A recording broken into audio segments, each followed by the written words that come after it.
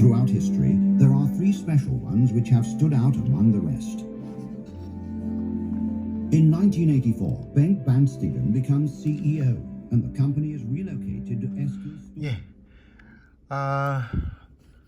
인스피라 라켓 이야기 계속 하고 있는데요. 이미 한번 영상 올렸지만은 그 영상의 내용에 오류를 바로잡기 위해서 찍고 있는 두 번째 영상. 예. 카보나도 이야기를 하려고 합니다. 이제 카보나도는 그렇게 오래되지 않았죠? 출시된 지가. 그런데 이제 스티가에서는 제가 이전의 영상들에서 계속 말씀드린 것처럼 수성 접착 형태를 쓰기 때문에 이렇게 접착이 어려운 카본 소재를 쓰기가 어려웠는데, 그런데 아주 특이한 일이 일어났어요. 스웨덴의 회사 중에서 한 회사가 텍스트림이라는 소재를 도입을 해서 특허를 내고 새로운 카본 소재를 도입을 하게 되는데, 지금 보시는 게 이제 그 텍스트림 소재입니다. 이 소재는 특이한 점이 일반적인 카본 소재를 이렇게 얇게 평평하게 펴는 게 어려운데요. 지금 한 2cm 가까운 공간으로 보시면은 펴 있고요. 여기 약간 교차한 면이 보이죠? 이렇게 여기가 좀 더 넓잖아요. 그러니까 이게 서로 엇걸어가면서 이렇게 펼쳐진 건데 굉장히 가는 선이에요. 이게 이 카본이라는 것이 엄청나게 가늘어요. 근데 이렇게 가는 것을 납작하게 펴는 기술을 갖고 있는 거고요.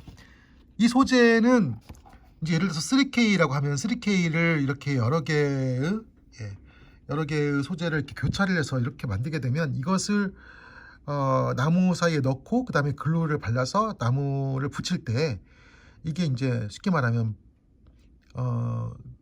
플라스틱 떡 처리가 되는 거예요. 플라스틱이 떡처럼 뭉쳐가지고 이 카본 소재 자체의 성능이 이제 상당히 중화되겠죠. 플라스틱처럼 되는 거죠. 그런데 이 카보나도는 지금 보시면은 이 공간이 하나도 없이 카본층이 있잖아요. 예를 들어서 이런 형태의 카본층을 쓴다 그러면은 사이사이에 지금 공간이 보이잖아요. 예. 사실 이것도 단일하진 않습니다. 제가 좀 자료를 찾아봤는데 한번 보실까요? 예. 지금 카본 소재 여러 가지 소재들, 이게 지금 제가 아까 보여드린 소재 이렇게. 근데 좀 넓게 자세히 펴도 보면은 이렇게 보면은 여기 공간이 있죠. 여기 공간들이 보일 거예요. 공간들이 보이고. 근데 이제 이렇게 직조를 하게 되면 공간이 전혀 없죠. 공간이 전혀 없이 다른 사진을 보여드리면 이런 식으로 이렇게 공간이 전혀 없는 형태로도 직조가 가능합니다. 이런 형태를 쓰게 되면 아무래도 이제 순수한 카본만의 성격이 좀 더 강하겠죠. 근데 이것의 이제 극단적인 형태가 이제 텍스트림이에요. 텍스트림 이제 홈페이지인데 여기 보시면 이렇게 설명을 하고 있어요. 지금 텍스트림은 일반적인 3K들은 이런 식으로 두 개가 교차되면서 공간이 있기 때문에 카본 섬유에 글루층이 많이 발라지게 되고 무게가 더 나간다. 쉽게 말하면 전통적인 방식은 플라스틱 덩어리다. 플라스틱 덩어리. 그런데 텍스트림은 플라스틱이 아니다. 이거는 순수 카본층이다. 이런 얘기죠. 이렇게 공간이 전혀 없고 플라스틱이 스며들 방법이 없는 겁니다. 그래서 이 형태를 스티가가 도입을 해요. 기본적으로 스티가의 카보나도는 그래서 이제 기존의 일본제 카본 라켓과는 다른 컨셉으로 출발을 했다고 볼 수 있습니다. 예. 그러니까 극도로 접착제를 덜 쓰면서 라켓을 만든 것이죠. 그리고 접착 방식이 에폭시를 많이 써서 이런 3K 카본의 틈새를 다 메꾸면서 만드는 방식을 쓰지 않았어요. 이게 이제 이 접착제 부분이 그런 의미가 있어요. 만약에 접착제가 충분하게 들어가지 않으면 옆면이 이제 라켓은 옆면이 둥그렇지 않습니까? 이렇게 이제 라켓이 보면은 옆면이 둥그런데 카본층이 이렇게 나와 있다고 치면, 만약에 카본층에 접착제가 충분히 들어가지 않으면 이게 가실가실하게 카본 섬유가 나와서 이게 막 일어나겠죠. 실제로 그런 문제들이 있어요. 아까 제가 보여드린 것처럼 이런 소재들은 그렇게 일어나는 일이 없습니다. 왜냐면은 수직으로 딱딱딱딱 갈려지기 때문에 나올 틈새가 없는데, 이런 형태의 직조를 하게 되면, 이 섬유가 일어나요. 이렇게 튀어나와서 이렇게 일어나는 수가 있습니다. 그래서 여러분이 아시고 계시는 W968 같은 라켓도 어려운 점이 이제 그런 점이에요. 이런 형태의 섬유를 쓰는데, 이 형태의 섬유를 쓰면 옆에가 다 이렇게 보글보글하게 튀어나오거든요.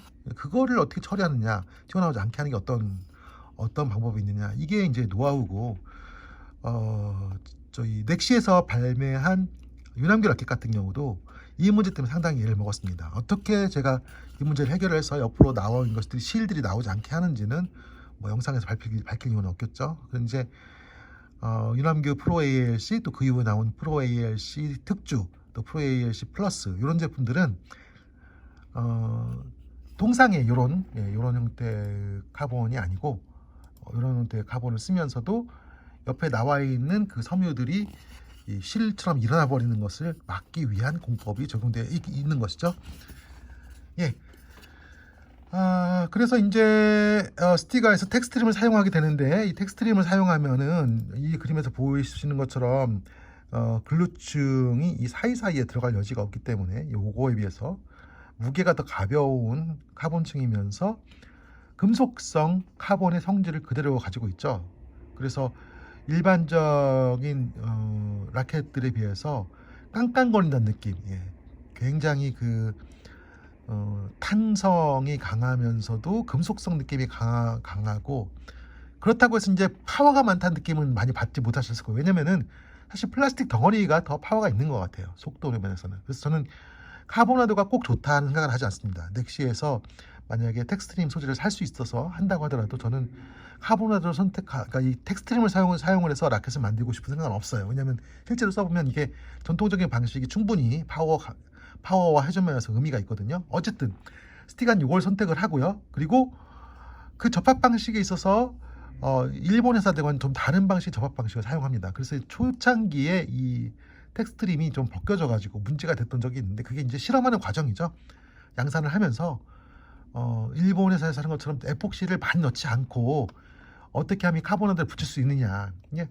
근데 이제 카보나도가 잘 붙었던 것은, 접착제를 많이 쓰지 않고도 붙을 수 있었던 것은 이게 평면적이기 때문에 그래요. 이렇게 굴곡이 없고 완전히 평면적이기 때문에. 그래서 스티가가 조금 특이한 형태의 라켓을 만들 수 있었고, 카보나도는 실제로 타구를 했을 때 굉장히 금속성 느낌이 강하죠. 왜냐하면 플라스틱, 그러니까 접착제가 결국은 플라스틱이니까 플라스틱이 섞이지 않은 순수한 카본 형태가 들어가 있기 때문에 그런 느낌을 많이 받을 수 있었을 거고요. 그리고 이제 이게 두 가지 측면에서 의미가 있는데, 한 가지는 요런 형태로 직조를 얇게 할 수 있다 보니까 요거 두께를 조절할 수 있다는 거예요. 그래서 카보나도 같은 경우는 카보나도의 45, 145, 245 이렇게, 지금은 245가 단종입니다만, 그리고 90, 190, 290 이렇게 제품을 제조했는데, 무슨 얘기냐면 여기에 들어가는 카본 양을 조절할 수 있는 형태로 이 텍스트림이 발매가 됐다는 얘기입니다. 그래서 두께를 달리한 소재들을 가지고서 제품화를 했었고요.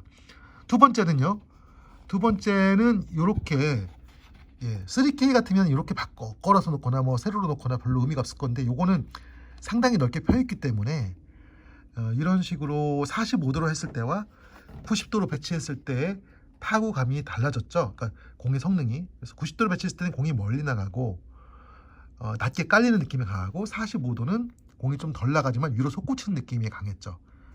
그래서 이 형태의 블레이드가 수많은 선수들에게 인기를 끌었고, 한동안 이제 탁구계 화두가 되었었는데요. 카보나도 시리즈로 계속 가지 않고 인스피라로 온 것은 아마도 선수들의 요구사항이 반영이 되어서 인스피라로 오지 않았을까.